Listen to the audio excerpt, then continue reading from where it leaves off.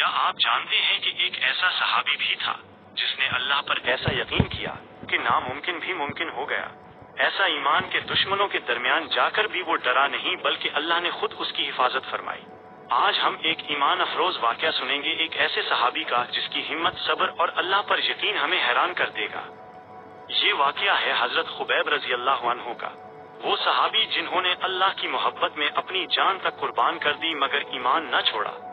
یہ اس وقت کی بات ہے جب اسلام پھیل رہا تھا اور کفار ہر طرف مسلمانوں کے دشمن بنے ہوئے تھے۔ ایک دن کچھ لوگ مدینہ آئے اور انہوں نے نبی کریم صلی اللہ علیہ وسلم سے کہا کہ ہمیں اسلام سکھانے کے لیے چند صحابہ ہمارے ساتھ بھیج دیں۔ نبی کریم صلی اللہ علیہ وسلم نے چند صحابہ کو ان کے ساتھ روانہ کیا اور ان میں حضرت خبیب رضی اللہ عنہ بھی شامل تھے، لیکن وہ لوگ سچے نہیں تھے بلکہ دشمن تھے۔ انہوں نے راستے میں دھوکہ دیا اور صحابہ پر حملہ کر دیا۔ کئی صحابہ شہید ہو گئے اور حضرت خبیب رضی اللہ عنہ کو قیدی بنا لیا گیا۔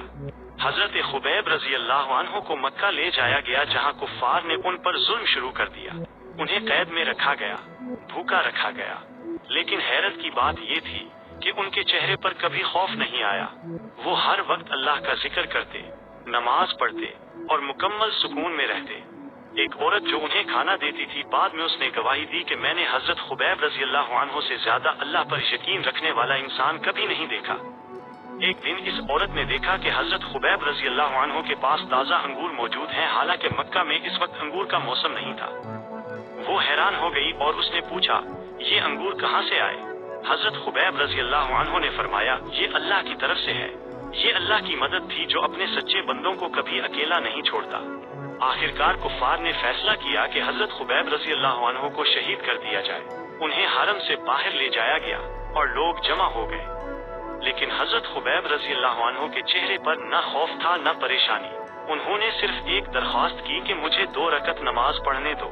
انہوں نے سکون سے نماز ادا کی، پھر فرمایا، اگر مجھے یہ خوف نہ ہوتا کہ تم سمجھو گے میں موت سے ڈر رہا ہوں تو میں نماز کو اور لمبا کرتا۔ پھر کفار نے کہا، کیا تم چاہتے ہو کہ تمہاری جگہ نبی کریم صلی اللہ علیہ وسلم ہوں اور تم آزاد ہو جاؤ؟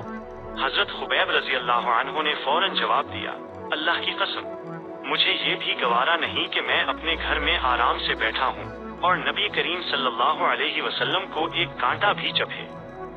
یہ سن کر سب حیران رہ گئے۔ یہ تھا سچا ایمان۔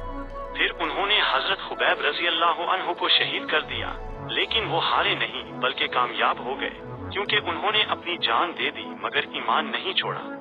اگر آپ کو یہ ایمان افروز واقعہ پسند آیا تو اس ویڈیو کو لازمی لائک کریں اور چینل کو سبسکرائب کریں تاکہ آپ کو ایسے مزید اسلامی واقعات سب سے پہلے مل سکیں۔ اللہ ہم سب کو سچا ایمان عطا فرمائے، آمین۔